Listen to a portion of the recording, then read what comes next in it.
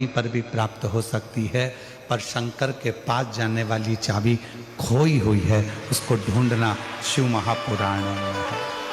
उसको खोजने के लिए हम भगवान शंकर की अविरल कथा में आए।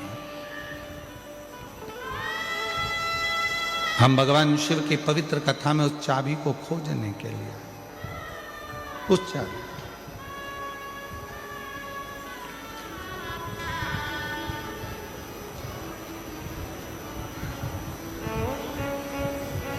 और चाबी खो गई तो ढूंढना पड़ेगा, और अगर नहीं ढूंढ पाए तो फिर ताला तोड़ना पड़ेगा या फिर चाबी वाले को बुलाकर लगवाना पड़ेगा।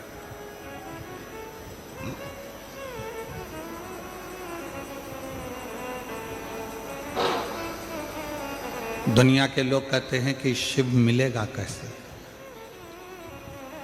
शंकर कैसे प्राप्त हो।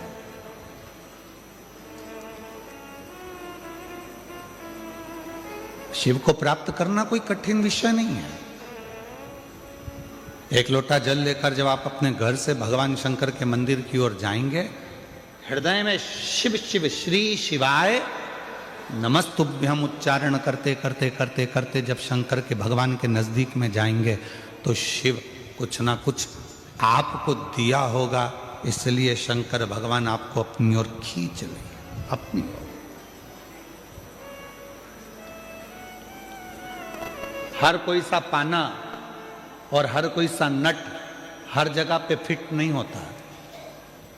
नट जानते हो? अरे बोलो तो जम के। पाना जानते हो? गाड़ी में वो नट को कसने वाला। हर कोई सा पाना और हर कोई सा नट हर जगह पर फिट नहीं होता है। जो नट जिस स्क्रू के लिए बना हुआ है वो उसी में फिट होता है। उसी तरह संसार सागर में पूरी मृत्यु लोक में जितने भी लोग रहते हैं उसमें से कुछ लोग ऐसे हैं जो शंकर भगवान को भजते हैं। तो समझ लेना कि तुम वो नट हो जो शंकर नटराज में ही फिट हो सकते हो, दुनिया में कहीं फिट नहीं हो सकते।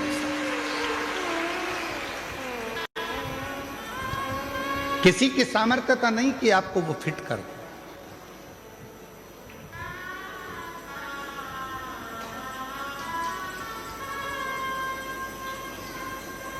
किसी की सामर्थ्य। एक बड़ा सुंदर प्रसंग आता है भगवान शंकर की परम भगत हनुमान जी महाराज की माता मां अंजना जी। शिव जी की परम भगत थी माता अंजना। संतान का सुख नहीं था माता अंजना के, संतान प्राप्ति नहीं थी माता अंजना के। जब माता अंजना के यहां पर औलाद नहीं थी, संतान नहीं थी, तो बड़ी हताश रहती थी। राजा केसरी ने यज्ञ करवाया तो भी माता अंजना के घर में संतान नहीं हुई। बड़े बड़े अनुष्ठान करवाए राजा केसरी ने, फिर भी माता अंजना के गर्भ से औलाद नहीं।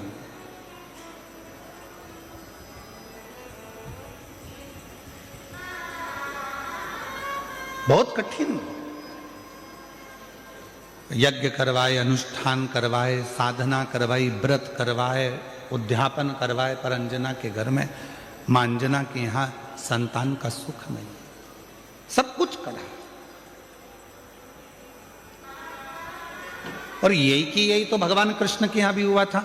भगवान कृष्ण की 16,108 रानियां, और 16,108 रानियों से जब संतान नहीं हुई भगवान कृष्ण के यहाँ, तब भगवान कृष्ण ने गर्गाचार्य बाबा से पूछा कि मेरे घर में औलाद क्यों नहीं होती है, क्या कारण है, मेरे घर संतान नहीं है।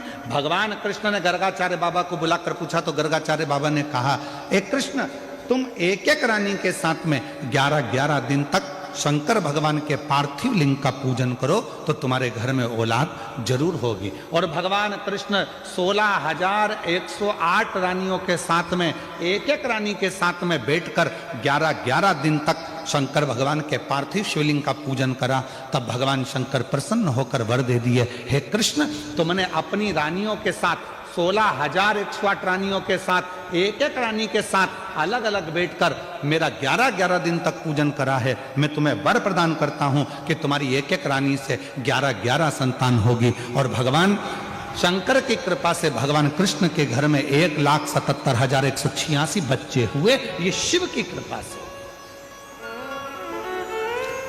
10 छोरा 1 छोरी, 10 लड़का 1 लड़की, 10 डीकरा 1 डीकरी, और महाराष्ट्र में कहते 10 मुलगा 1 मुलगी। शिव की कृपा से।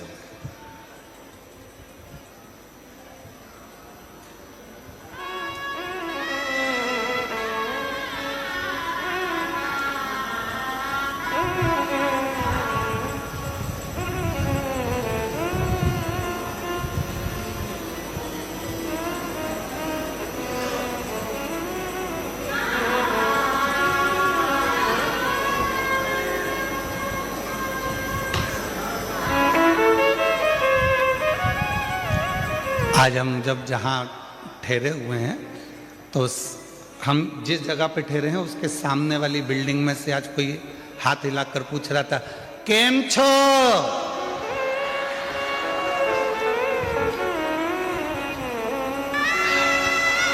हमने कहा मजा में। फिर हमने पूछा तुम केम छो? तो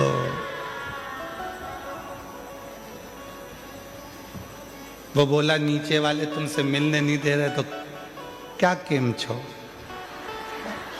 मिलने भी तो दे।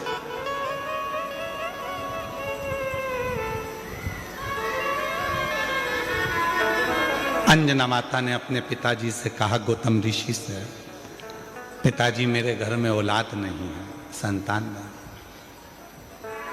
नहीं, इसीलिए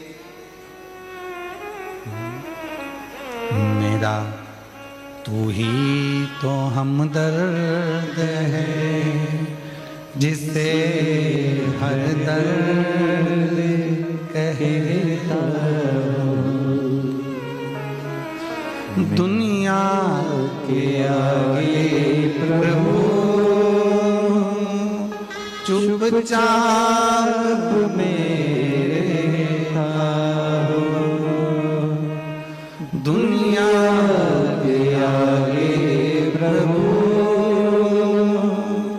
चुपचाप मेरे हो। मेरा तू ही तो हमदर्द है, जिसे हर दर्द कहता हूँ।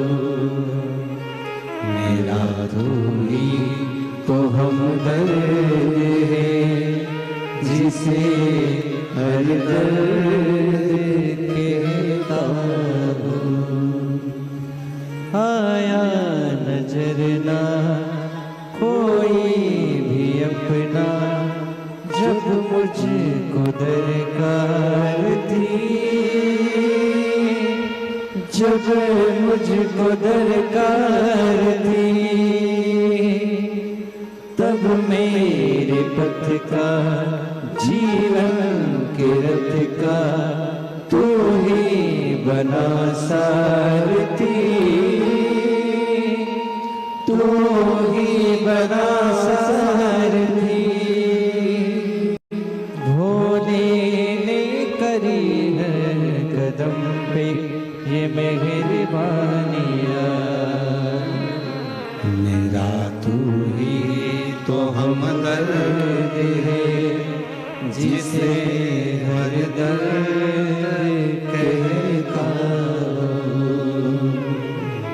मेरा तू ही तो हमदर्द है, जिसे हर दर्द कहता हूँ। किससे कहे? ब्रह्मा ब्रह्म लोक में रह रहे हैं, भगवान विष्णु वैकुंठ लोक में रह रहे हैं, इंद्र इंद्र लोक में रह रहे हैं, गरुण गरुण लोक में रह रहे हैं, वरुण वरुण लोक में रह रहे हैं। सब अपने अपने लोक में निवास कर रहे हैं। केवल एक 33 कोटि देवता में केवल एक देवता है, वो देव अधिदेव महादेव है, जो इस पृथ्वी पर रहता है, और उससे जो कहा जाता है वो दिल से सुनकर हमारी झोली खुशियों से भर दे।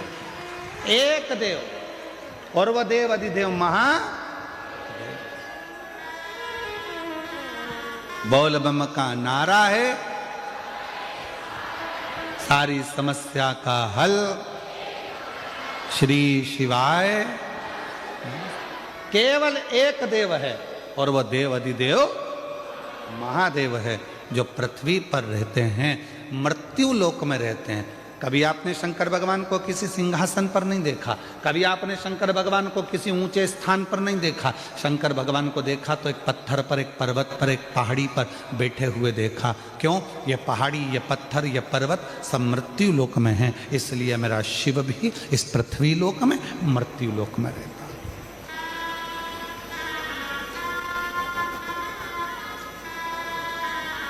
और उसको पाना सरल है, उसको पाना कठिन नहीं है।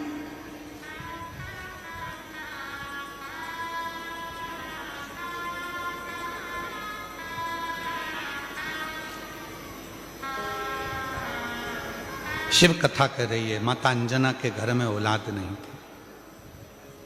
गौतम बाबा ने उनको समझा दिया कि शिव की आराधना कैसे करना है। उन्होंने शंकर की आराधना करना प्रारंभ कर दिया। कोई साधारण भक्ति माता अंजना ने नहीं करी, शिव जी से लगन लगाकर बैठ गई। शंकर भगवान से अब केवल संतान नहीं, शंकर भगवान को तो अब ये विचार कर कर बैठी है कि मेरे घर में अगर औलाद हो तो शिव ही मेरे घर में संतान के रूप में जन्म। इतनी श्रेष्ठ भक्ति माता अंजना ने कर ली, इतनी प्रखर भक्ति माता अंजना ने कर ली। और मेरी कई जीजियां कहती हैं, एक पत्र है उसमें उन्होंने लिखा,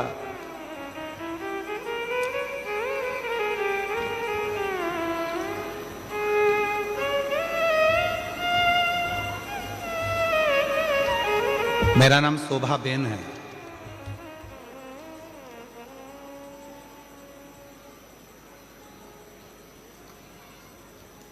मैं सूरत से हूं। गुरुदेव कहीं बैठी हूं सूरत से, शोभा बेन। शादी के 27 साल निकल गए थे पर औलाद का सुख नहीं हुआ। 27 वर्ष शादी के निकल गए। सूरत से हैं शोभा बेन, अगर कहीं बैठी हों और बच्चों को लेकर आई हों तो व्यासपीठ पर लेकर आ सकती हैं। 27 साल शादी के निकल गए, संतान का सुख नहीं हुआ।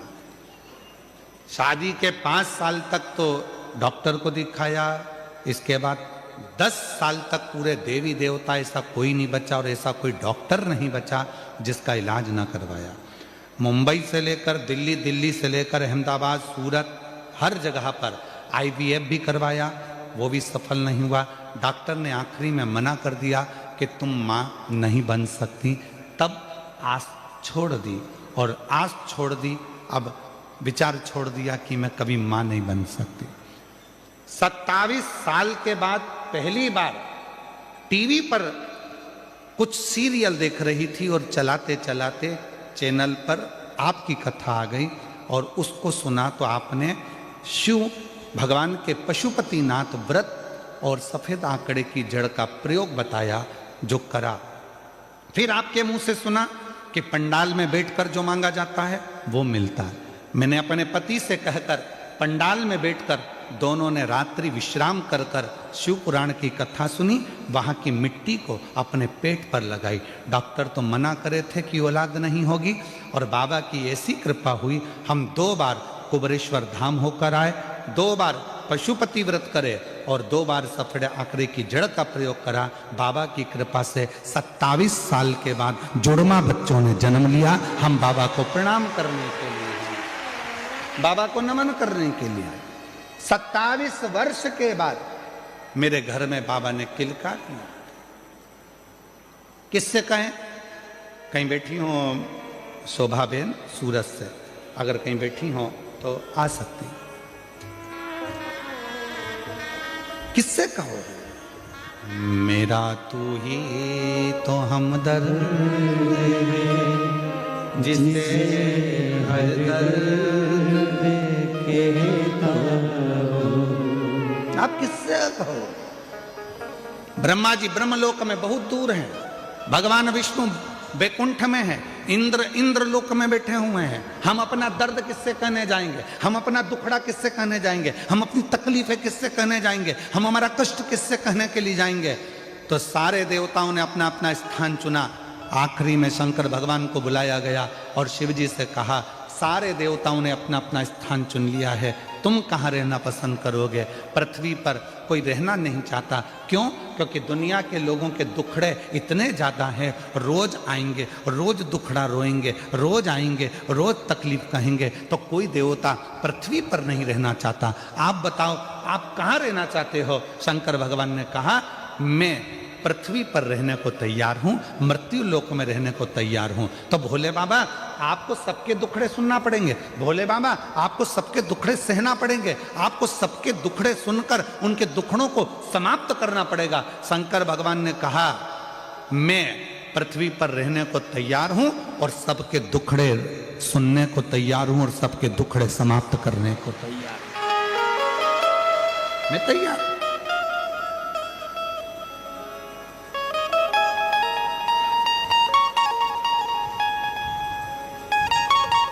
कोई तकलीफ नहीं मुझे।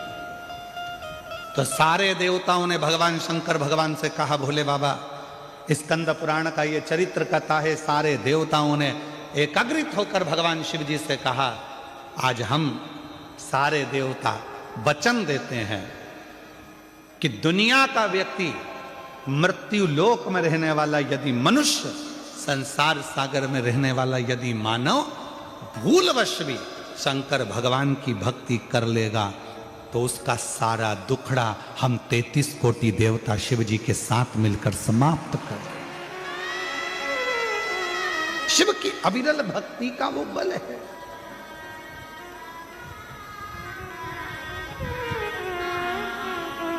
मेरा तू ही तो हमदर्द है, जिसे हर दर्द कहता हूं। आप उसको कहेंगे, स्वीकारें। माता अंजना का चरित्र कहता है, शिव की भक्ति में माता अंजना जी लग गई।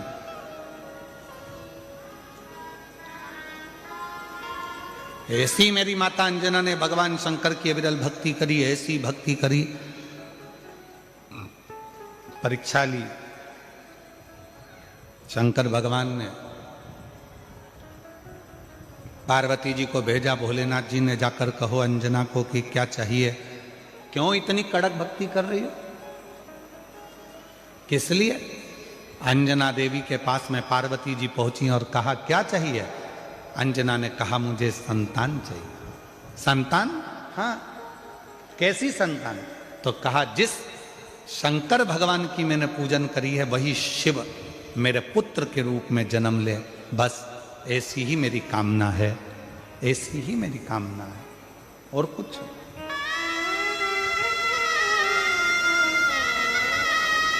शिव मेरे घर में जन्म ले।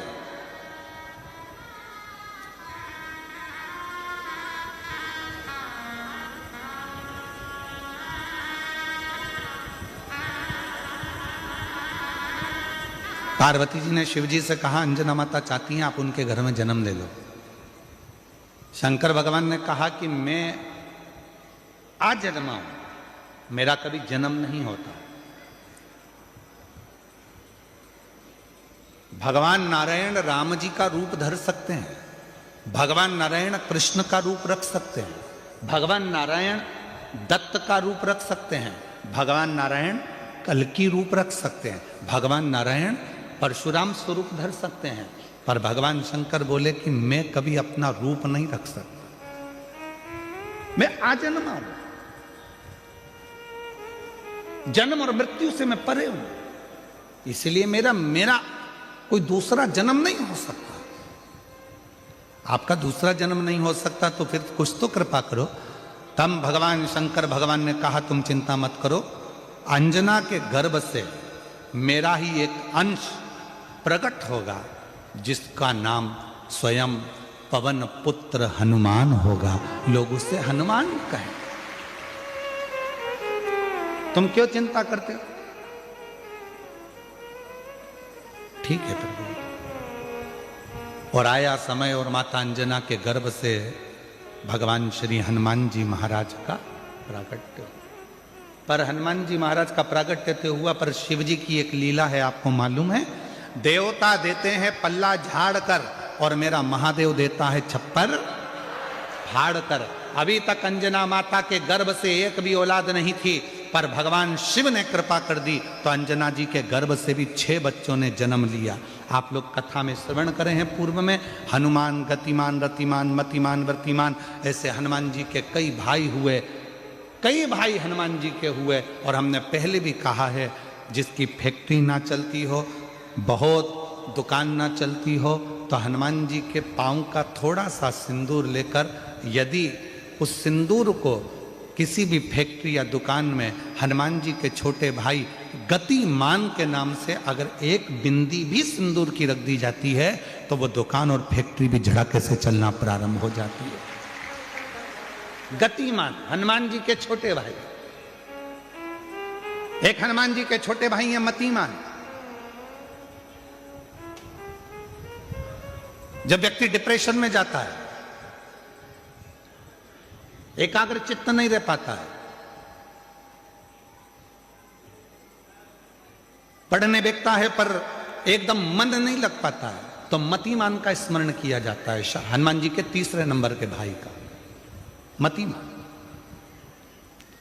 और कहते हैं एक दुर्वा यदि मतिमान के नाम से शंकर भगवान की शिवलिंग पर चढ़ा दी जाए और उसी दुर्वा को वापिस लेकर आया जाए, अंधेरा होने से पहले, सूर्य अस्त होने के पहले, शाम के प्रदोष के पहले, यदि उस दुर्वा को उस व्यक्ति को चबा चबा कर खिला दो, तो डिप्रेस हो रहा है, डिप्रेशन में है, चिंता में है, टेंशन में है, और उसका विवेक काम नहीं कर रहा, बुद्धि स्थिर नहीं हो पा रही है, या पढ़ने में मन नहीं लग पा रहा है, तो उसको आप एक दुर्वा मतिमान, हनुमान जी के तीसरे नंबर के भाई मतिमान के नाम से अगर खिला देते हैं, तो उसकी बुद्धि केंद्रित होना प्रारंभ हो जाती है और वो डिप्रेस से हटना प्रारंभ हो जाता है, मन स्थिर होने लगता है। मतिमान।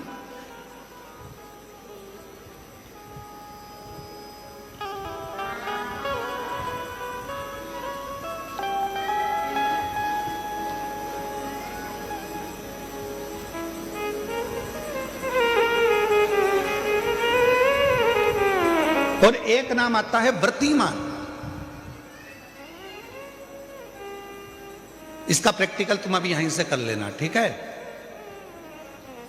चलते चलते मालूम पड़े तुम्हारी पार्किंग यहां से आधा किलोमीटर दूर है, ठीक है? अरे बोलो तो जम के, आधा किलोमीटर दूर तुम्हारी पार्किंग है और तुम्हारी उम्र लगभग बहुत हो गई, मालूम पड़े तुम थोड़े वृद्ध हो गए हो और तुम्हारा घुटना दुख रहा है, तुम्हारी कमर दुख रही है, चलते चलते बड़ी मुश्किल से तुम कथा स्थल तक पहुंचे हो, अब मन में आ रहा है कि मुझे वापस पार्किंग तक जाना है, कैसे जाऊंगी, पाँव तो दुख रहा है। तो एक काम आज चलते चलते करना कि कहीं सीवर वाला महाराज झूठ तो नहीं बोल रहा है, तो प्रैक्टिकल करके जाना। क्या करोगे? यहाँ से जाते समय आप जब जा रहे हो और आपके शरीर का कोई अंग जब दुख रहा है, तो श्री शिवाय नमस्तुभ्यम कहकर श्री व्रतिमान हनुमान का स्मरण करो। किसका स्मरण करना है? जम के बोलो, व्रतिमान हनुमान। व्रतिमान हनुमान का स्मरण करके कहीं पर भी बैठकर अपने पांव की छोटी वाली जो उंगली है उसको जम के दबाना, और दबाने के बाद चल देना। जिस जगह पर भी दर्द हो रहा होगा, मेरा बाबा आपको मंजिल तक पहुंचाएगा, दर्द होने नहीं देगा। कल नहीं करना, प्रैक्टिकल आज ही करना। काल करे सो आज कर।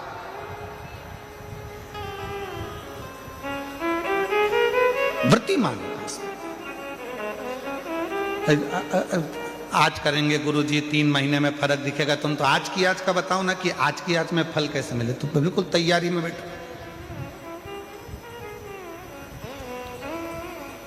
जाते जाते व्रतिमान हनुमान भगवान श्री शिवाय नमस्तुभ्यम का स्मरण कर कर एक ऊर्जा के साथ, ताजगी के साथ चलते जाओ। शिव थोड़ा बहुत नहीं देते, मेरे भगवान देते हैं छप्पर फाड़ कर। अब हनुमान जी महाराज का प्रागट्य हो गया, हनुमान जी महाराज आ गए, पूरे आनंद के साथ राम जी की सेवा करी।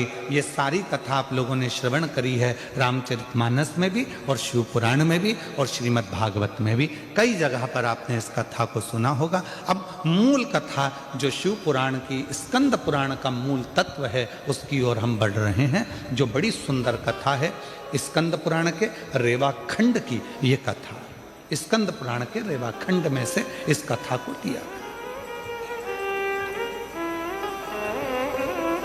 स्कंद पुराण का रेवा खंड कथा है, हनुमान जी महाराज राम जी के साथ में लंका पर चढ़ाई कर दिए, विजय प्राप्त कर लिए, आ गए। पुष्पक विमान में बैठकर मां सीता को लेकर आ रहे थे। अब आइए मुख्य कथा, स्कंद पुराण शिव पुराण की वो कथा जो अपने अंदर अपने को उतार आ रहे हैं। राम जी बैठ गए पुष्पक विमान में, मां जानकी साथ में, विभीषण, हनुमान सब साथ में चल। बीच में स्थान आया, हनुमान जी ने कहा प्रभु ये वो भूमि है जहां मेरी मां अंजना रहती है, जहां मेरी माता अंजना यहां रहती है, ये वो भूमि है। राम जी ने पुष्पक विमान को आदेश दिया, हे पुष्पक नीचे होइए, इस भूमि पर, अंजना माता की इस भूमि पर पुष्पक को रोका। हनुमान जी पुष्पक विमान से नीचे उतरे, हनुमान हमें तुम्हारी मां से मिलना है। जिस हनुमान ने लंका पर विजय प्राप्त करा दी, जिस हनुमान ने लक्ष्मण को संजीवनी बूटी ला कर दे दी, उस हनुमान जी की माता से मुझे मिलना है। हनुमान जी ने हाथ जोड़कर कहा प्रभु माता से तो मिला दूंगा, मना नहीं है, पर मेरी माता सबसे ज्यादा यदि आराधना और साधना करती है तो शिव की करती है। राम जी ने जो शब्द कहा, प्रत्येक व्यक्ति के दिल में वो शब्द छूना चाहिए। मेरे भगवान राम बोले, हनुमान जब किसी शंकर के भक्त का दर्शन होता है, शंकर तो कभी नहीं मिलते, पर शंकर का यदि कोई सही भक्त मिल जाता है तो समझ लेना कि शंकर का दर्शन उसी क्षण हो गया, उसी क्षण।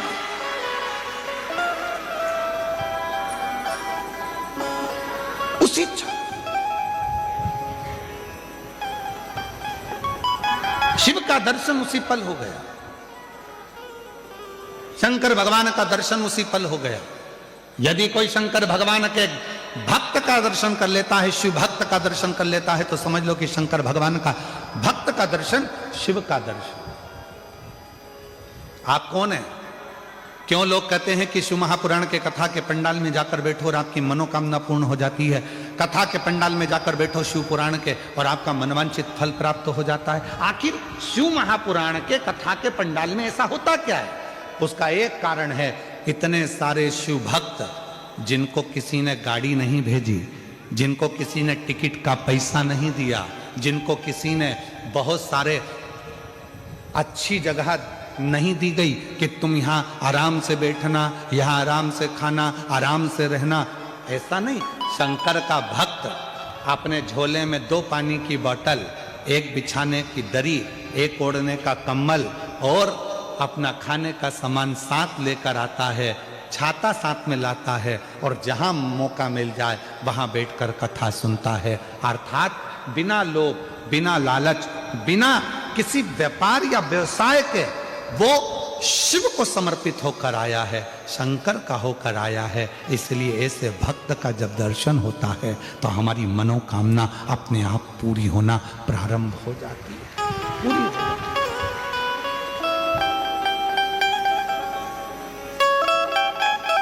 एक पत्र है, अच्छा है।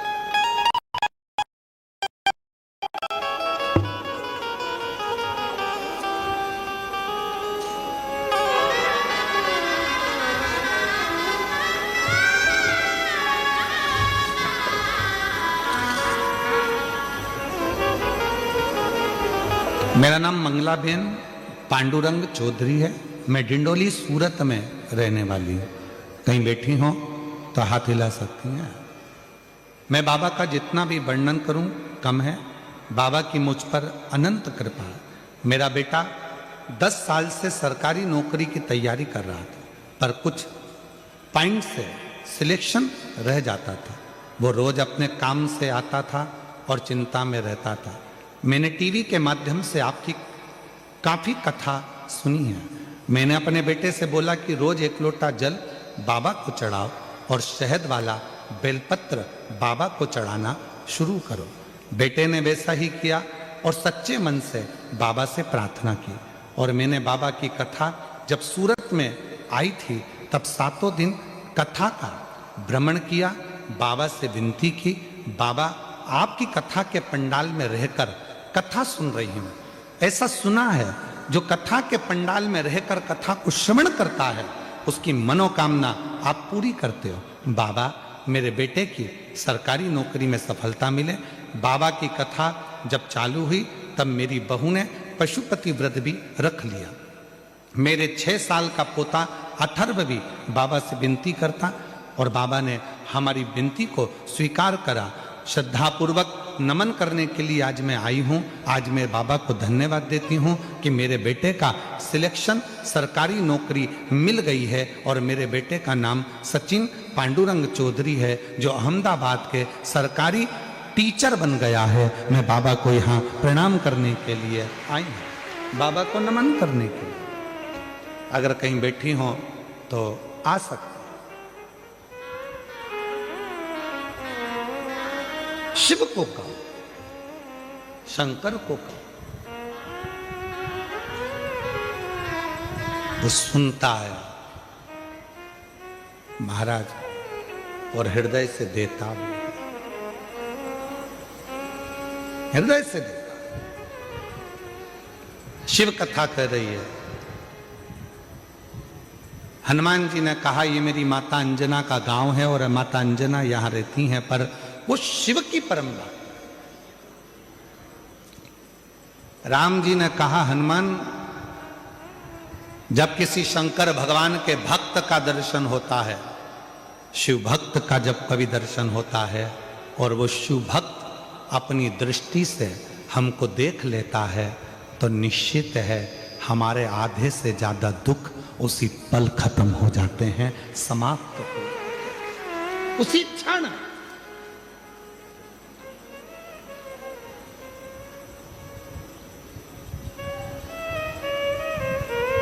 इसीलिए हमको लगता है ज्यादातर भक्त लोग, कोई शिव भक्त मिलता है तो जम के आवाज लगा देते हैं हर हर महादेव। किसी मंदिर में जाकर लोग शोर नहीं मचाते। द्वारकाधीश के मंदिर में जाओ कोई शोर मचाता नहीं मिलेगा, जगन्नाथ जी के मंदिर में जाओ कोई शोर मचाता नहीं मिलेगा।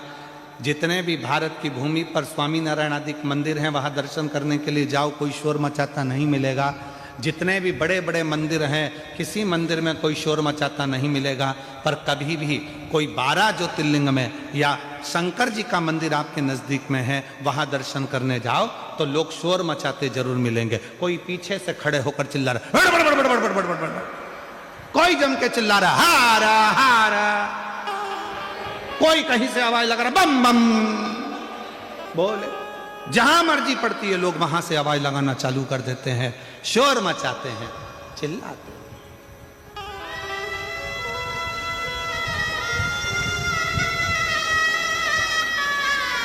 शिव का नाम लेकर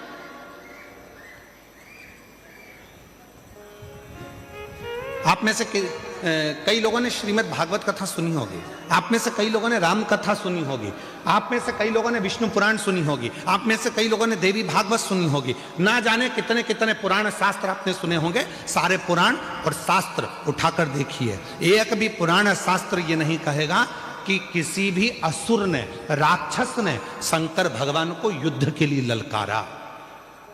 जितने भी असुर ने ललकारा वो सबने भगवान को ललकारा, विष्णु जी को ललकारा, ब्रह्मा जी को ललकारा, इंद्र को ललकारा, युद्ध के लिए देवी को ललकारा। पर किसी भी असुर ने, किसी भी राक्षस ने, किसी भी असुर ने, किसी भी दानव ने भगवान शंकर को युद्ध के लिए नहीं ललकारा। क्यों नहीं ललकारा? देवता तो देवलोक में रहते थे, भगवान विष्णु तो भगवान शंकर तो पृथ्वी पर रहते थे, तो यहां तो शंकर भगवान को ललकार देना था, पर शंकर भगवान को एक ने भी नहीं ललकारा। शिव जी को कोई ललकारता ही नहीं था युद्ध के लिए, कि कोई नहीं कहता था आओ शंकर भगवान मुझे तुमसे युद्ध लड़ना है। देव राक्षसों ने कहा, असुरों ने कहा, हे नारायण आओ मुझे तुमसे युद्ध लड़ना है, ब्रह्मा जी मुझे तुमसे युद्ध लड़ना है, इंद्र मुझे तुमसे युद्ध लड़ना है, हे शक्ति मुझे तुमसे युद्ध लड़ना है। सारे देवी देवताओं को असुरों ने ललकारा, पर शंकर भगवान को एक भी असुर नहीं ललकारता था। कारण क्या था? उसका एक कारण था कि जितने देवता थे, 33 कोटि देवता, जितने देवता थे शंकर भगवान के पास में, जैसे तुम्हारे घर में 15 सदस्य हैं या 5 सदस्य हैं या 6 सदस्य हैं, 9 सदस्य हैं, 10 सदस्य हैं, तुम्हारे घर में जितने सदस्य हैं, प्रत्येक सदस्य के पास में जैसे 33 कोटि देवता हैं, और 33 कोटि देवता में एक देवता के पास में जितना बल है, एक देवता के पास में जितनी सेना है, स्कंद पुराण कहती है, लिंग पुराण कहती है, शिव पुराण कहती है कि 33 कोटि देवता, और 33 कोटि देवताओं से अंदाजा लगाना कि एक देवता की गिनती में अगर हम लेते हैं तो ऐसे मिलाकर 33 कोटि देवता होते हैं, और 33 कोटि देवता के 33 कोटि गण शिव जी के पास हैं। अब तुम घर जाके जरा अंदाजा लगाना कि कितने हो गए। मतलब शंकर भगवान के पास में 33 कोटि अगर देवता हैं तो 33 कोटि देवता के 33 कोटि कोटि गण हैं शिव जी के पास। शास्त्र कहता है शंकर भगवान के गण जब जम के चिल्लाते थे, एक साथ जब आवाज लगाते थे और जो चिल्लाकर दौड़ते थे, तो जितने भी असुर हैं उनकी धर्म पत्नियां जो गर्भ से होती थीं उनका गर्भ गिर जाता था, और असुरों के कान में से रक्त बहना प्रारंभ हो जाता था। युद्ध की तो जरूरत ही नहीं पड़ती थी, गणों के चिल्लाने से ही असुर मर जाते थे, प्राण छूट जाते थे चिल्लाने से।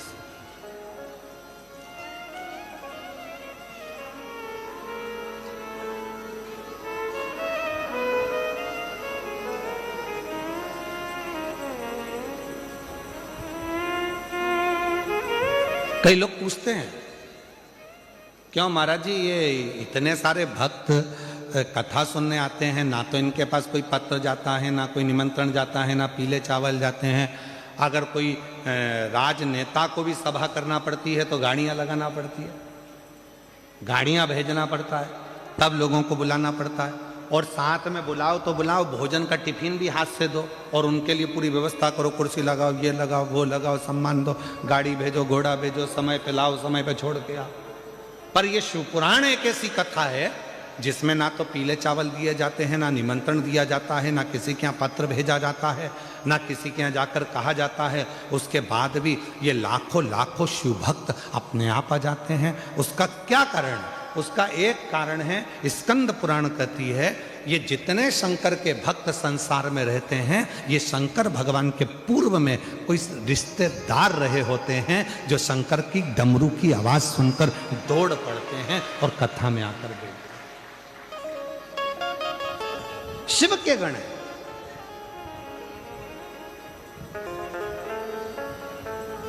इसलिए महादेव नमन चरणों में स्वीकार कीजिए, सबका किया है मेरा भी उद्धार कीजिए, उद्धार कीजिए।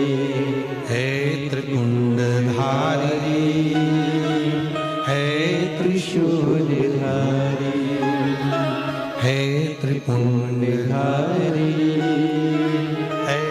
त्रिशूलधारी।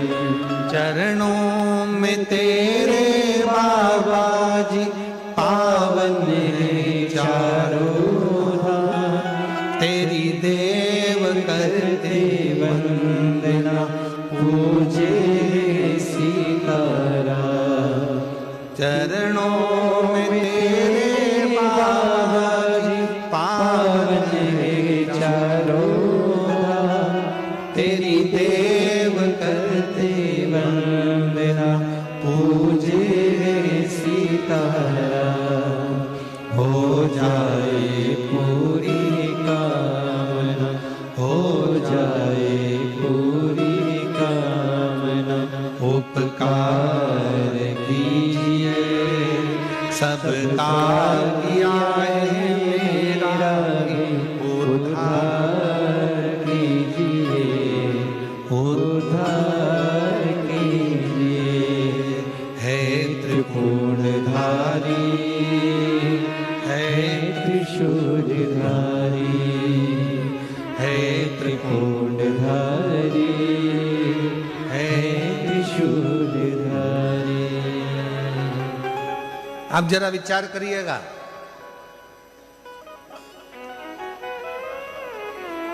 शिव के गण इतने प्रबल हैं, एक बार यदि जाग जाएं तो दुनिया में किसी की सामर्थ्यता नहीं है जो इनके आगे टिक जाए। ये कथा संत, साधु, महात्मा, प्रवचन क्या कर रहे हैं? आपको जगाने का काम ही तो कर रहे हैं। ये जगाने का ही तो काम कर रहे हैं। आज जो बांग्लादेश में हो रहा है, हिंदुओं को पूछकर जिंदा की जिंदा लटकाकर उसमें आग लगाई जा रही है। आज जो बांग्लादेश में हो रहा है, हिंदुओं को पूछकर जो जिंदा लटकाकर आग लगाई जा रही है, वो दिखाया जा रहा है, वो दिखाने का प्रयास कर रहे हैं।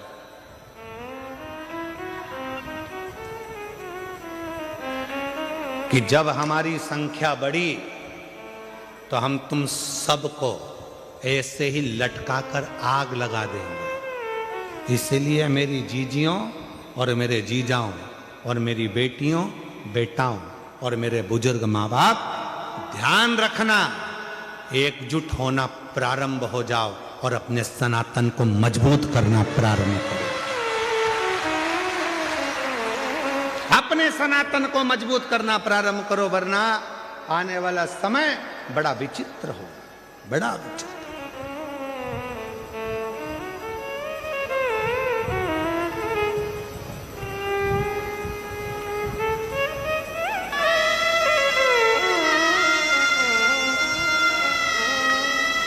वो तो आपके गुजरात के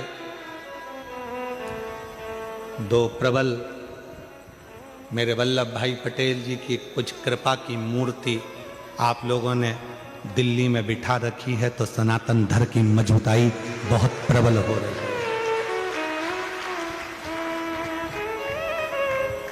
सनातन धर्म प्रखर हो रहा है, प्रबल हो रहा है।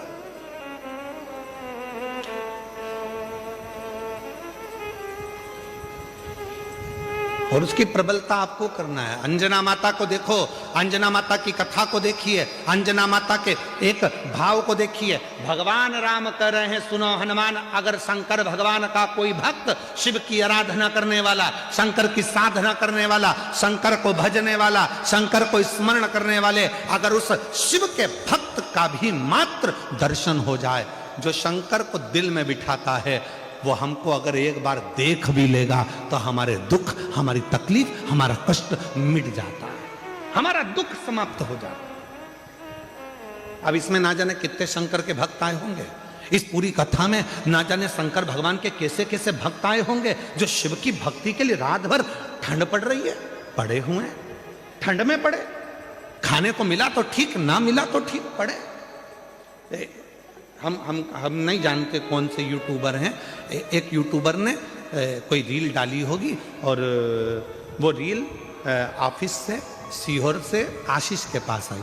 तो आशीष ने हमको रील दिखाई, तो उस रील में आशीष ने दिखाया कि कोई दुबई से भी एक बहन यहाँ आई हुई है और कथा के पंडाल में रात रात रुककर कथा का श्रवण कर रही है। वो दुबई वाली बहन कहाँ बैठी है? अगर बैठी हो तो मैं निवेदन करूंगा कि आप ही हैं, आ जाओ आ जाओ आ जाओ। ये दुबई से कथा सुनने के लिए आई और कथा के पंडाल में रात्रि विश्राम कर कर कथा का लाभ ले।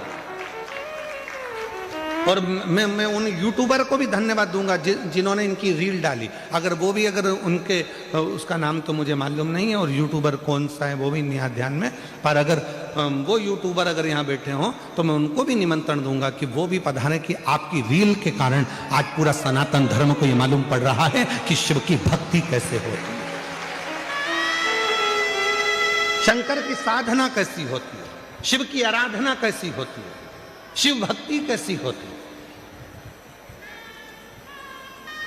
और फिर निवेदन करूं मैं इस गुजरात की पवित्र भूमि से, सूरत की पवित्र भूमि से, जितने यूट्यूबर हैं, जितने सोशल मीडिया है और जो आप लोग अपनी चैनल के माध्यम से, अपने यूट्यूब के माध्यम से रील बनाने वाले जितने भी यूट्यूबर हैं, आज आपने सिद्ध कर दिया इस शिव महापुराण की एक एक रील बनाकर कि हमारा सनातन धर्म ऐसा है, हमारे सनातन धर्म की जागरूकता है ऐसी।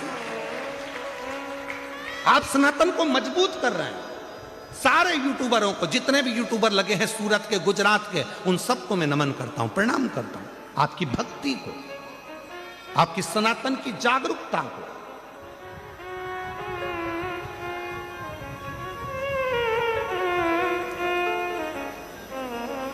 और महादेव नमन चरणों में स्वीकार लीजिए, सबका किया है मेरा भी उद्धार कीजिए, उद्धार कीजिए। हे त्रिपुंडधारी, हे त्रिशूलधारी, हे त्रिपुंडधारी, हे त्रिशूलधारी।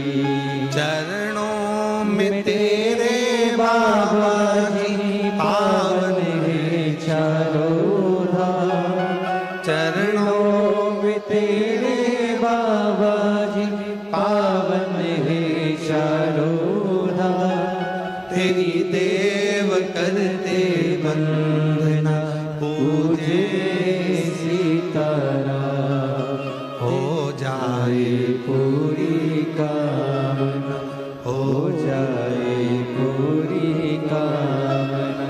उपकार कीजिए, सबका किया है मेरा भी उद्धार कीजिए, उद्धार कीजिए। हे त्रिपुंडधारी, हे त्रिशूलधारी। शिव कथा कर रही है, अंजना माता का राम जी कर रहे हैं, मात्र मुझे दर्शन हो जाएगा और वो अपनी दृष्टि से मुझे देख लेंगी, उतने में भी मेरा आनंद हो जाए। चलो हनुमान, चलो मुझे अंजना माता का दर्शन करना। जैसे ही सामने अंजना माता दिखी, राम जी ने झुककर प्रणाम किया, नमन किया।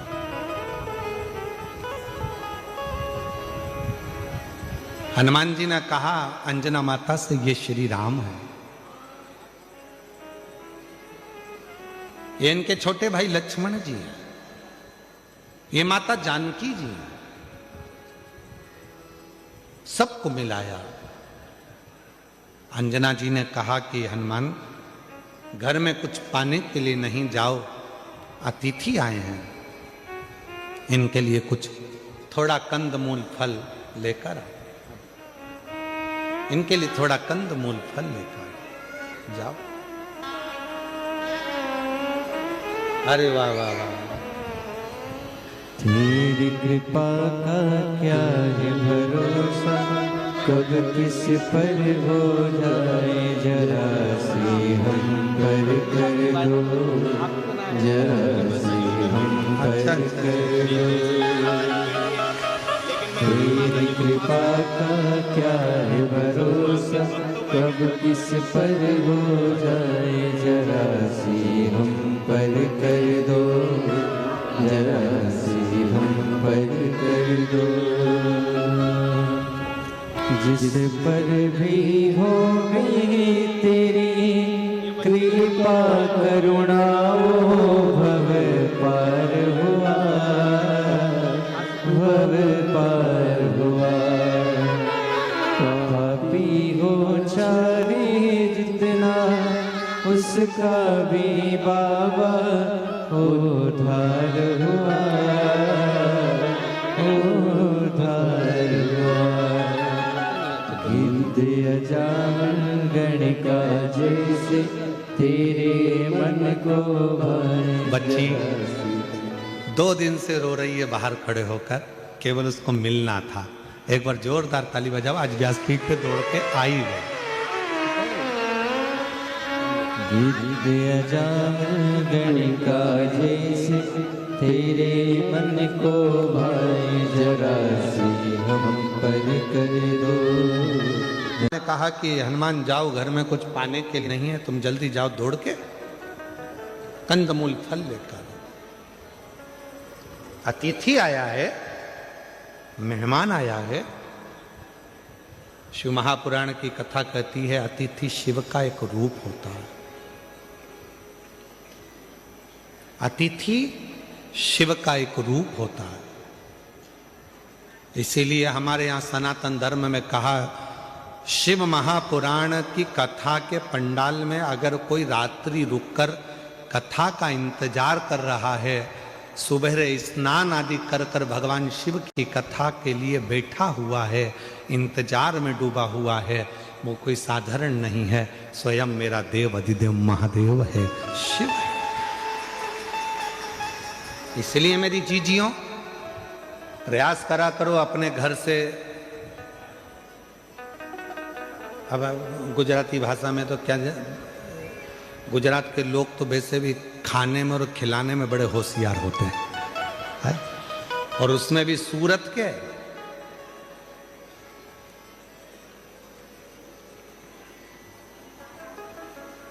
महाराज अपने घर से आया करो तो कोई वो थेपला, फाफड़ा, और भी कौन सा होता है,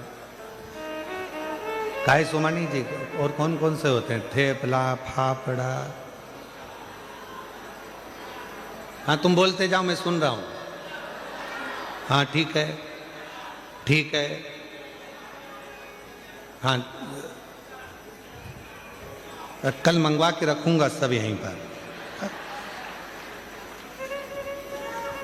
तो निवेदन है, घर से आया करो तो थोड़ा थोड़ा लेकर चला करो, अपने लिए नहीं, जो अपने आसपास में बैठे उसका मुख झूठा कराने के लिए मेरा शिव नगर में आया है, मेरा शंकर, मेरा भोले बाबा, मेरा शिव, और मेरा शंकर ना जाने किस रूप में कब तुम्हारे सम्मुख में आकर बैठ गया, और उसकी कृपा आप पर हो, ये भाव लेकर मुख झूठा।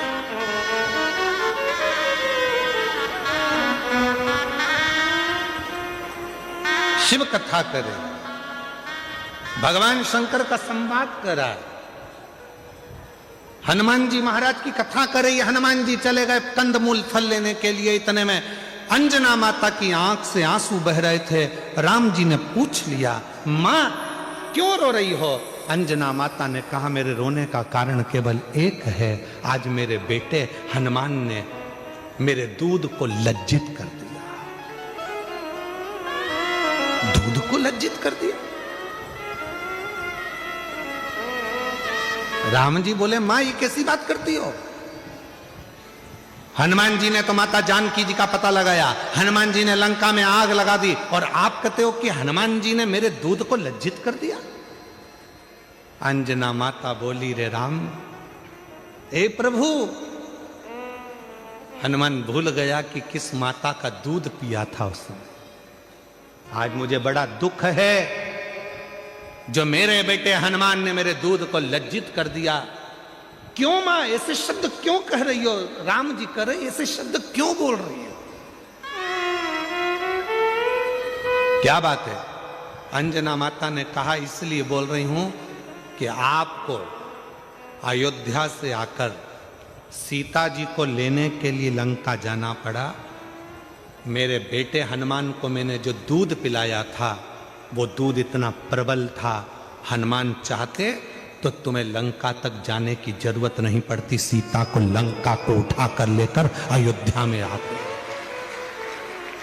आज मुझे दुख है कि मेरा दूत आज लज्जित हो गया। हनुमान जी महाराज को लंका तो गए पर सीता को लेकर नहीं आए। आज दुख इस बात का है कि राम जी को लंका पर चढ़ाई करना पड़ी, उस रावण से युद्ध लड़ना पड़ा, उस मेघनाथ से युद्ध लड़ना पड़ा, उस कुंभकर्ण से युद्ध लड़ना पड़ा। इसलिए आज मेरा दूध लज्जित हो रहा है। हनुमान को तो जाना था, पूरी लंका को उठाकर लाकर अयोध्या में रख देना था, तो मैं गौरवान्वित होती, तो मुझ में गौरव होता। राम जी आप नहीं जान पाएंगे कि इस माता ने जो दूध पिलाया है वो साधारण नहीं है। इस माता ने जो दूध पिलाया है वो साधारण नहीं है। छत्रपति वीर शिवाजी महाराज का एक प्रसंग याद आता है। एक किले से दूसरे किले पर जीजाबाई माता देख रही थी। छत्रपति वीर शिवाजी की माता जीजाबाई ने सामने देख रही थी और उस सामने के किले पर भगवा नहीं था, दूसरों का ध्वज लगा हुआ था। तब माता जीजाबाई जब देख रही थी तो उन्होंने शिवाजी से बुलाकर कहा, शिवा ये सामने के किले पर मेरा भगवा लहरा नहीं रहा। शिवा कहते हैं मां उनके पास सेना ज्यादा है, हम आक्रमण नहीं कर पा रहे। जीजाबाई ने कहा कि कल तक सूर्य अस्त होने से पहले भगवा लहराना चाहिए उस किले के ऊपर। मां सेना नहीं है इतनी हमारे पास, वो आप कर रही हो कि भगवा लहराना चाहिए। जीजाबाई ने कहा छत्रपति वीर शिवाजी से वो किला सेना से नहीं मिलता, वो किला सीने में जब शिव बैठता है और शिवा जागता है तो भगवा आराम से लहरा सकता है। सीने में भगवा है और सीने में शिव है तो वो सेना भले ना हो, शिवाजी जाए और भगवा लहरा कर आए। छत्रपति वीर शिवाजी ने जितनी सेना थी उसी का साथ पकड़कर जो किले पर चढ़ाई करी और मां जीजाबाई के सामने उस किले पर भगवा लहरा गया। ये वीरता होना चाहिए, ये वीर।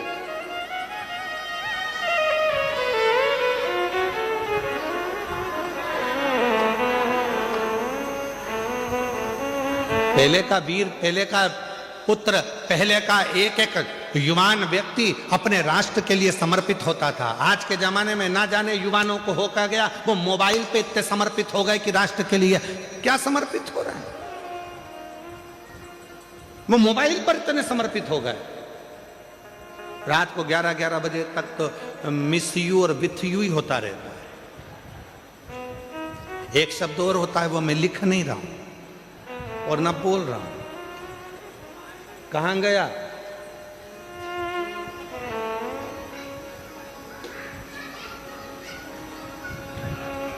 आप किसी व्यक्ति से जितना प्रेम करते हो उससे 1 लाख ज्यादा गुना प्रेम अपने भारत भूमि के राष्ट्र से होना चाहिए, अपनी भारत भूमि से होना चाहिए।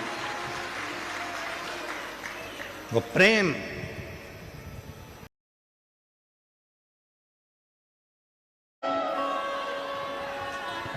अपने स्थान पर बैठकर भगवान देवाधिदेव महादेव को अपने मन का भाव कहिए, दिल से प्रार्थना करिए, विनय करिए, निवेदन करिए।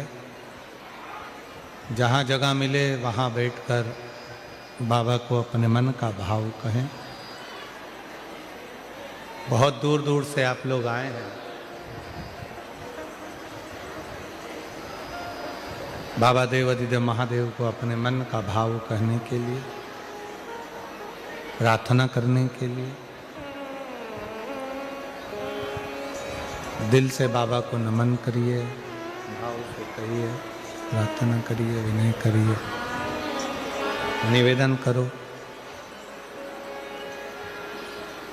ये कथा जो चल रही है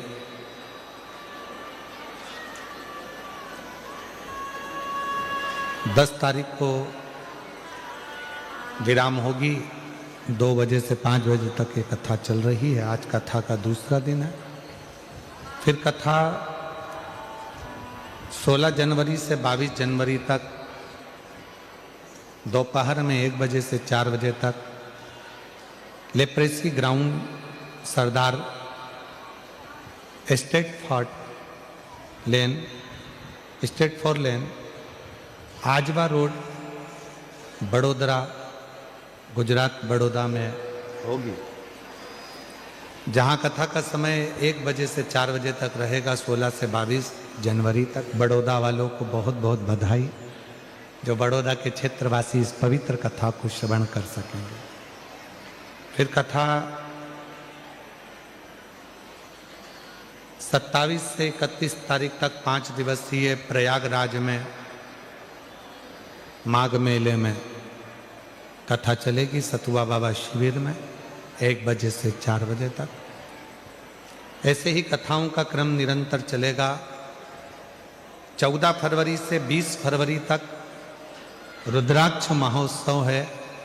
आपके मायके में सब पधारो, बाबा के रुद्राक्ष महोत्सव का आनंद लें और अपने जीवन को धन्य बनाएं। जैसा नियम है रुद्राक्ष महोत्सव का कि रुद्राक्ष उत्सव के 1 महीने पहले से रुद्राक्ष वितरण बंद होता है, जो 1 महीने बाद तक बंद रहता है, क्योंकि रुद्राक्ष महोत्सव की तैयारी करना पड़ती है। इसलिए जो रुद्राक्ष वितरण सीहोर में चल रहा है वो 15 जनवरी तक चलेगा और 15 जनवरी को रुद्राक्ष वितरण बंद होगा, जो 15 मार्च तक बंद रहेगा। तो जो रुद्राक्ष लेने वाले हैं वो 15 जनवरी के पहले आप जाकर रुद्राक्ष ले सकते हैं। फिर वापिस जब रुद्राक्ष उत्सव हो जाएगा तब 15 मार्च के बाद फिर वापिस रुद्राक्ष वितरण, जो रुद्राक्ष उत्सव में रुद्राक्षों को सिद्ध किया जाता है, वही वापिस 15 मार्च के बाद वितरण प्रारंभ हो जाए। 2 महीने तक रुद्राक्ष वितरण बंद रहता है रुद्राक्ष महोत्सव के समय पर, क्योंकि बाबा की आराधना साधना होती है। जो अंदर शिवलिंग है वहाँ रुद्राक्षों का पूजन अर्चना स्मरण रहता है। ऐसे ही कथाओं के क्रम निरंतर चल रहे हैं। एक भोपाल में हमारे भतीजे पंडित श्री शिवम जी मिश्रा जी के मुखाग्रविंद से 25 जनवरी से 31 जनवरी तक श्रीमद् भागवत कथा है, 1 बजे से 4 बजे तक। शिवनगर शिव मंदिर करोंद भोपाल में, वहाँ श्रीमद् भागवत कथा पंडित शिवम जी मिश्रा जी द्वारा, भतीजे द्वारा रहे।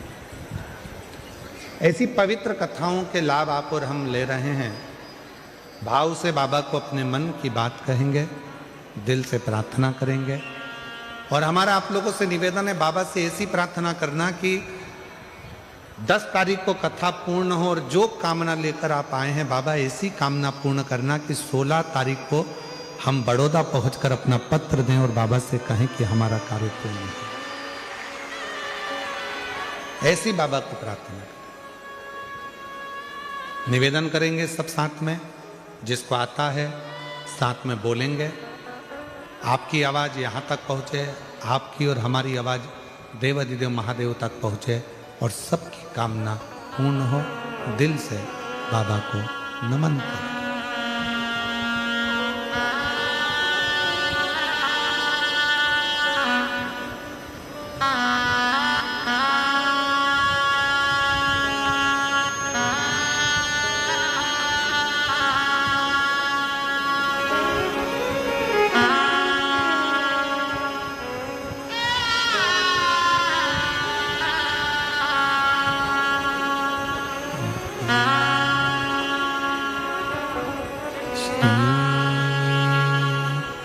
शिवाय नमस्तुभ्यं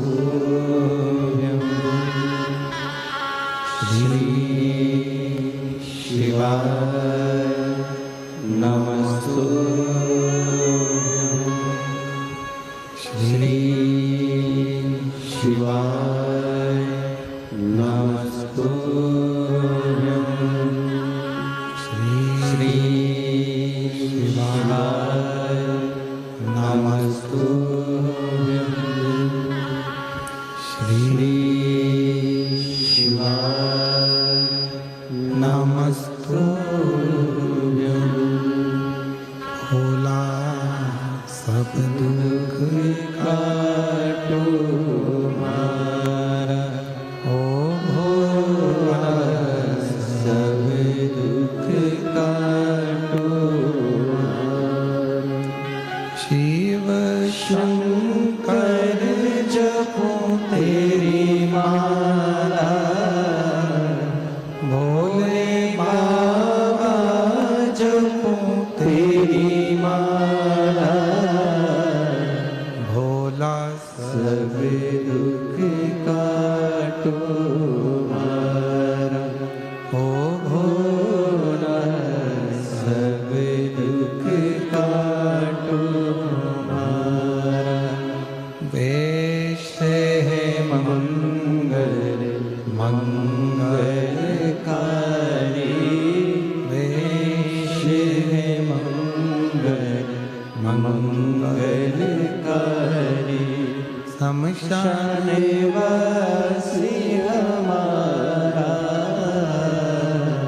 शमशान वासी हमारा हो भोला सब दुख काटो हमारा हो भोला सब दुख काटो हमारा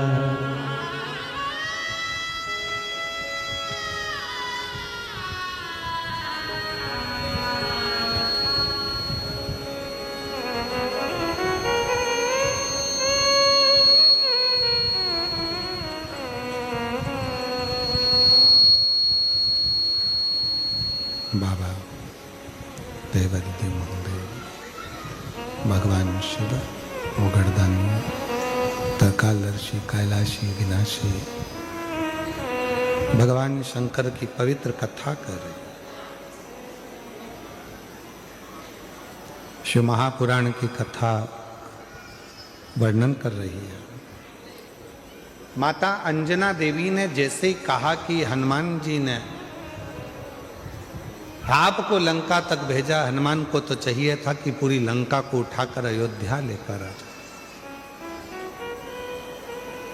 राम जी ने हाथ जोड़कर कहा, मां आप ऐसा ना कहिए।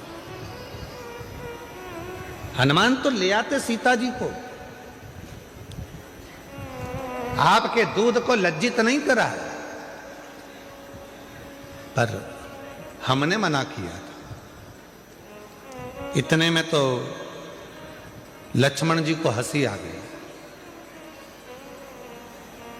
और लक्ष्मण जी को ऐसी हंसी आई कि लक्ष्मण जी को हंसी आते से ही भगवान राम जी ने लक्ष्मण जी को हंसने से रोका।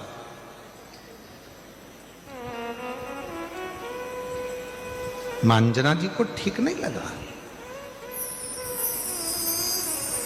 जब बड़े बात कर रहे हों और उसमें अगर कोई बीच में यह उपहास करे तो ये श्रेष्ठता कहां है?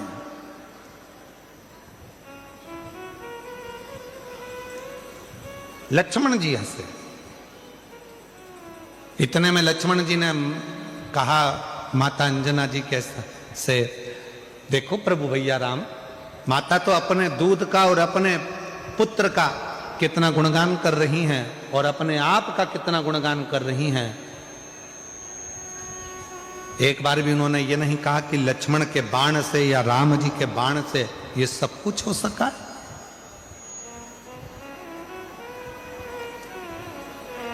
सब कुछ नहीं कहा।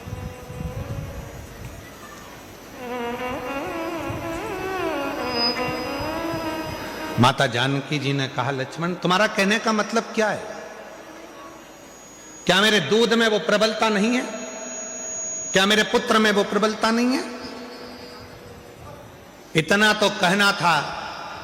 तब माता अंजना ने कहा, ठीक है लखन है लक्ष्मण, प्रभु राम की साक्षी में ये सामने पर्वत है, इस पर्वत के टुकड़े तुम अपने बाणों से कर दीजिए।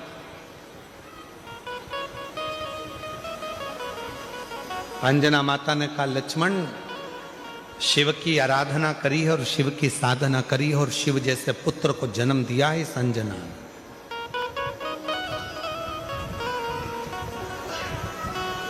तभी एक बाण लक्ष्मण जी ने छोड़ा, पर वो पर्वत के 2 भाग नहीं हुए और माता अंजना ने अपने दूध की एक धार उस पर्वत पर फेंकी, जिस पर्वत के 2 टुकड़े हो गए और गर्जना हनुमान जी के कानों में पहुंच गई।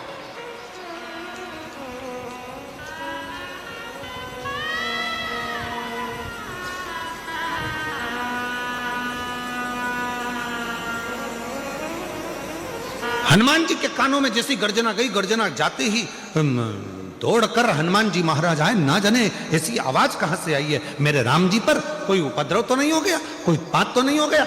हनुमान जी महाराज भाग कर आए और हनुमान जी ने जो भाग कर आए और आते से जो देखा तो पर्वत के 2 टुकड़े थे जिसमें से दूध की धार बह रही थी।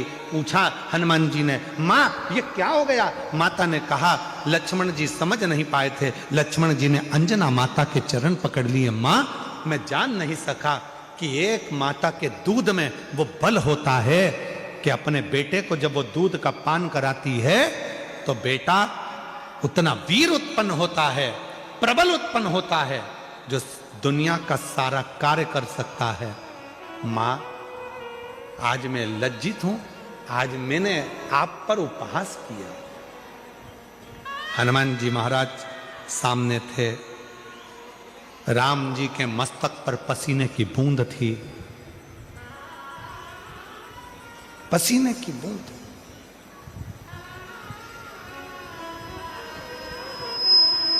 हनुमान जी बोले, मैं प्रभु राम जी के लिए जल लेकर आ। अंजना जी ने कहा, जल लेने तुम क्यों जाओगे? स्वयं मां नर्मदा जी का आह्वान किया माता अंजना ने और मां नर्मदा जी कल कल करती बहती हुई आती हैं और जो दूध की धार माता अंजना ने दी थी उस नदी से, दूधी नदी से माता अंजना के सम्मुख में नर्मदा मैया का संगम होता है, जहां पर भगवान राम जी ने जल का आचमन किया है। और जो आचमन राम जी ने करा, आज भगवान राम जी ने कह दिया, मां ये स्थान अब कहीं नहीं जाएगा। दुनिया के लोग जब मां नर्मदा जी की परिक्रमा करेंगे तो इस दूधी नदी के तट पर नर्मदा का संगम होगा। इस संगम का जो दर्शन करेगा वो अपने जीवन में शिव तत्व को प्राप्त करेगा, ऐसा भगवान राम जी ने वर दे दिया। आज भी जब नर्मदा जी की परिक्रमा करने वाले जाते हैं और वन क्षेत्र में भ्रमण करते करते दूधी नदी के पास में पहुंचते हैं तो वहां नर्मदा और मां नर्मदा और दूधी नदी का संगम हुआ है, जहां शिव की आराधना लोग करते हैं और शंकर की भक्ति को प्राप्त करते हैं। शिव भक्ति ये कोई साधारण संवाद नहीं है। शिव महापुराण की कथा कहती है, भगवान शंकर का पवित्र चरित्र कहता है, जीवन में जिसने अपने शिव तत्व को प्राप्त करा, जैसे एक बार ब्रह्मा जी के मन में संशय उत्पन्न हो गया। ब्रह्मा जी को लगा कि सब सृष्टि मैंने निर्माण करी है, सारी सृष्टि मैंने बनाई है, सब कुछ मेरा बनाया हुआ है, इसमें किसी का कुछ नहीं है। तब उनके संशय को मिटाने के लिए भगवान शंकर शिवलिंग के रूप कुबेरेश्वर धाम पे रुद्राक्ष मिलता है, वो रुद्राक्ष को पानी में गलाओ, शिव जी को जल चढ़ाओ, उस पानी को पिलाओ तो उससे आराम लगता है, ऐसा मैंने सुना है। ना जाने कौन रिक्शे वाला था, मेरे पापा को और मेरे पति को बताकर चले गया, जो बाहर हॉस्पिटल के रो रहे थे। तभी मुझे घर छोड़ा और मेरे पापा और मेरे पिताजी मेरे पति दोनों ही सीहोर पहुंच गए। 1 नवंबर को रुद्राक्ष लेने सीहोर गए, 3 नवंबर को वो लेकर आए और हमने उसको गलाकर शिव को चढ़ाना और उसका पानी पीना प्रारंभ करा। बाबा आप कहते हो कि बेलपत्र नंदी के पास बैठकर शंकर की चढ़ी हुई बेलपत्र को खाओ, मैंने खाना प्रारंभ करा। बाबा से कहा, बाबा हमारे पास में इतना धन नहीं है कि हम कैंसर का इलाज करा सकें। ये तो वो बीमारी है जिसमें पैसा लगता है, हम गरीब को कैसे दे दी बाबा, कुछ तो कृपा करो। हम नहीं जानते थे कि आपके रुद्राक्ष की इतनी महत्वता है सीहोर के, जिसका जल पीने से रोग मुक्त होता है। जल पीना प्रारंभ करा, दूसरी बार मुंबई में फिर वापिस पहुंचे डॉक्टर को दवाई दिखाने के लिए। डॉक्टर ने चेकअप करना प्रारंभ करा और रिपोर्ट निकाली तो रिपोर्ट में पता चला कि मेरे शरीर की सारी रिपोर्ट नील थी और मेरे शरीर में कोई कैंसर नहीं था। मैं बाबा को यहाँ प्रणाम करने के लिए आई हूँ, बाबा को नमन करने के लिए यहाँ पहुँची। कहीं बैठी हो? मेरा नाम मनीषा गणेश चौहान है, कहीं बैठे हो तो आ सकती हैं। एक पत्र और बड़ा सुंदर है। गुरुजी मेरा नाम रेखा सुनील जोशी है, मैं बारडोली बाबेन गांव की रहने वाली हूँ। मेरा मोबाइल नंबर ये है। मेरी शादी को 20 साल हो चुके थे पर मुझे संतान का सुख प्राप्त नहीं था। कहीं बैठे हो तो आ सकते हैं और बच्चा हो तो उसको भी लेकर आ सकते हैं। संतान का सुख नहीं था। फिर मैंने आपकी कथा 2022 से सुनना चालू करा और मैंने 5 बार पशुपति व्रत किया, आंकड़े की जड़ का उपाय 5-6 बार किया। पर बाबा आप कहते हैं ना, एक लोटा जल सारी समस्या का हल। मैंने मंदिर जाना नहीं छोड़ा। जब मैं धूलिया गांव में आपकी कथा सुनने के लिए आई, पंडाल में बैठी और वहीं पर वहां की मिट्टी को मैंने अपने गर्भ में लगाना प्रारंभ करा। बाबा की ऐसी कृपा हो गई गुरुदेव, 16 अगस्त 2025 को बाबा की कृपा से 20 साल के बाद मेरे घर में पुत्र रत्न की प्राप्ति हुई है। मैं बाबा को यहाँ प्रणाम करने के लिए आई हूँ। शिव शिव है, शंभु शंभु है। और एक पत्र और है।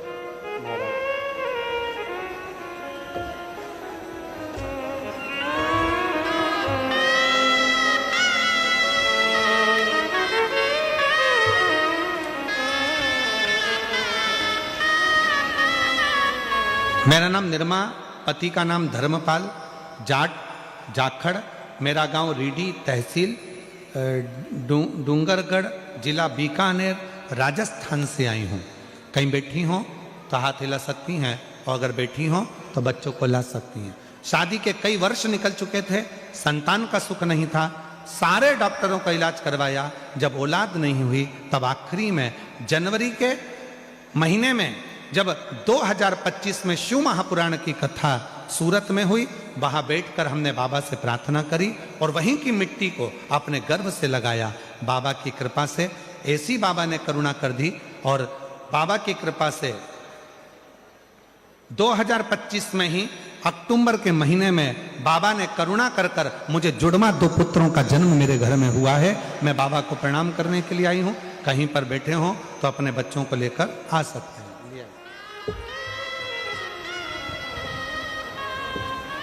और शंभु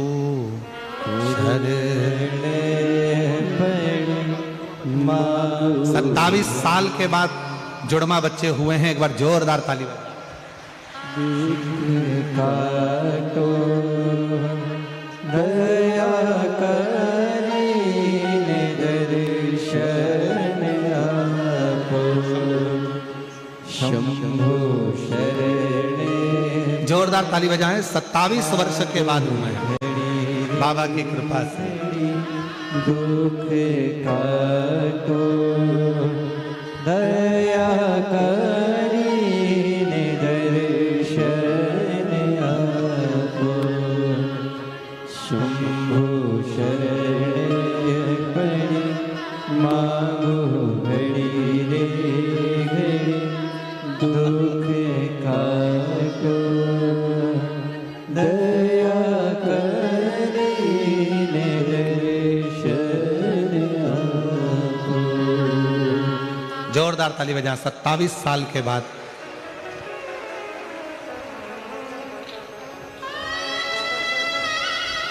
संतान की प्राप्ति हुई है।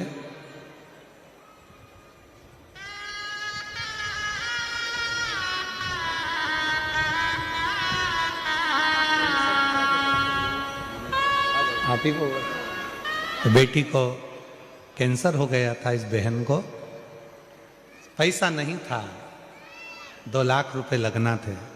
शिव जी के मंदिर के पति और पिता हॉस्पिटल के बाहर खड़े होकर रो रहे थे कि मेरी बेटी को कैंसर हो गया, पैसा नहीं है। एक रिक्शे वाला आकर बोला कि सीवर वाला बाबा कथा करता है, एक बार रुद्राक्ष का जल दो। गए पति और इसको छोड़ा बहन को घर पर, पति और पिता दोनों सीहोर पहुंच गए, रुद्राक्ष लाए, पानी में गलाकर बहन ने पीना प्रारंभ करा।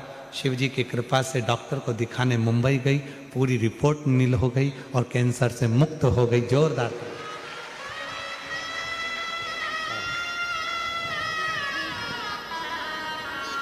मेरा तू ही तो हमदर्द है, जिसे हर दर्द कहता हो।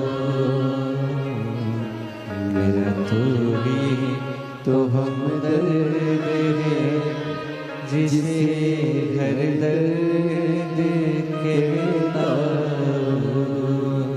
शिव से प्रार्थना कभी खाली नहीं गई। भगवान शिव की आराधना कभी खाली नहीं गई।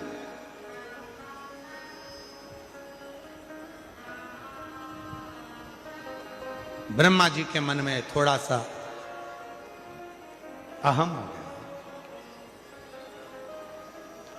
याद रखना, जीवन में या तो राम रहेगा या हम रहेगा। जिसके दिल में राम बसा है उसके दिल में अहम कभी नहीं आ सकता, और जिसके दिल में अहम पहले से भरा हुआ है उसके दिल में राम नहीं आ सकता। थोड़ा अहंकार को दूर करोगे तो राम आपके करीब में आएगा। शिव जी को पाने का सबसे सुंदर तरीका है, अपने भीतर से अहम को निकाल दो कि मेरे पास मैंने कुछ करा है। कुछ नहीं करा हमने, कुछ भी नहीं।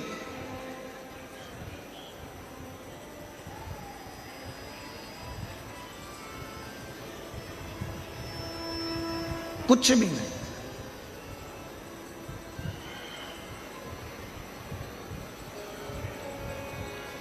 वो एक लाइन है ना आप लोगों की, वो भौरे ने खिलाया फूल, फूल को ले गया राजकुल। भौरे ने खिलाया फूल, फूल को ले गया राजकुल। भौरे तू कहना न भूल, भूल मेरा हो गया इधर उधर। भौरे ने खिलाया फूल, फूल को ले गया राजकुल। ये संसार में जन्म जिसने दिया है, जिसने संसार सागर में भेजा है, उसी ने हमको खिलाया है, उसी ने हमको वैभव दिया है, उसी ने आप और हमको धन दिया है, उसी ने हमको संपदा दी है, उसी ने समझने की बुद्धि दी है, उसी ने सब कुछ दिया है। अब आगे आपके ऊपर निर्भर करता है कि इस बुद्धि को, इस मन को, इस चित्त को आप हम में डुबोएंगे कि राम में डुबोएंगे। ये आपके ऊपर निर्भर, ये आपके ऊपर निर्भर करता है।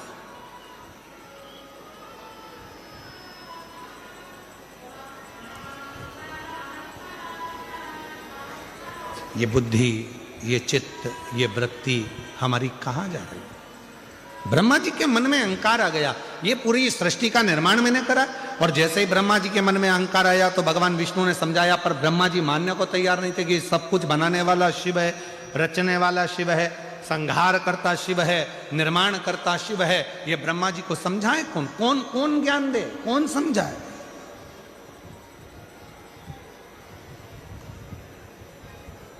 दो होते हैं, एक होते हैं विद्वान, दूसरे होते हैं विद्यावान। विद्वान को समझाना कठिन है, पर विद्यावान को समझाना सरल है। दो हैं। रावण को भी विद्वान कहा जाता है। रावण को कहते हैं लोग बहुत विद्वान है, बहुत विद्वान है, बहुत विद्वान है, पर रावण को कोई विद्यावान नहीं कहता। रावण को लोग विद्वान कहते हैं, पर विद्यावान रावण को नहीं कहा जाता।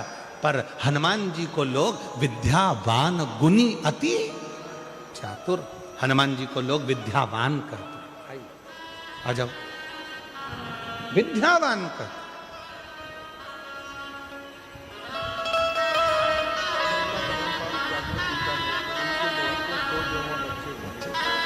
जोरदार ताली बजाएं।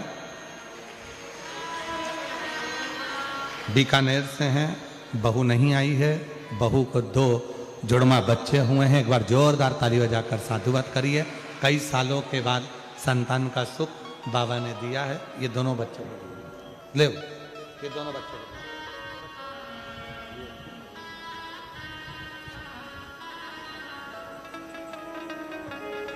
विद्यावान गुणी अति चातुर, अर्थात विद्वान को समझाना कठिन है पर विद्यावान को समझाना सरल है। निवेदन है, अगर कोई तुमसे कहे कि तुम बहुत विद्वान हो, नहीं भैया, हम विद्वान कम, विद्यावान गुणी अति चातुर। बाबा की कृपा है, उसने जितनी विद्या दी है वो हमारे भीतर है। हम ज़्यादा कोई विद्वान तो है नहीं, पर इतना जरूर है कि उसकी कृपा से सब समझ लेते हैं ये उसने दिया, उसने करुणा की, और उसकी कृपा के बिना कुछ हो भी नहीं सकता। ब्रह्मा जी को समझाया पर ब्रह्मदेव मानने को तैयार नहीं हुए। एक भगवान ब्रह्मा और भगवान विष्णु ने एक पर्वत को घुमाना प्रारंभ करा, और पर्वत को घुमाना प्रारंभ करा तब उस पर्वत में से शिवलिंग की आकृति प्रकट हुई।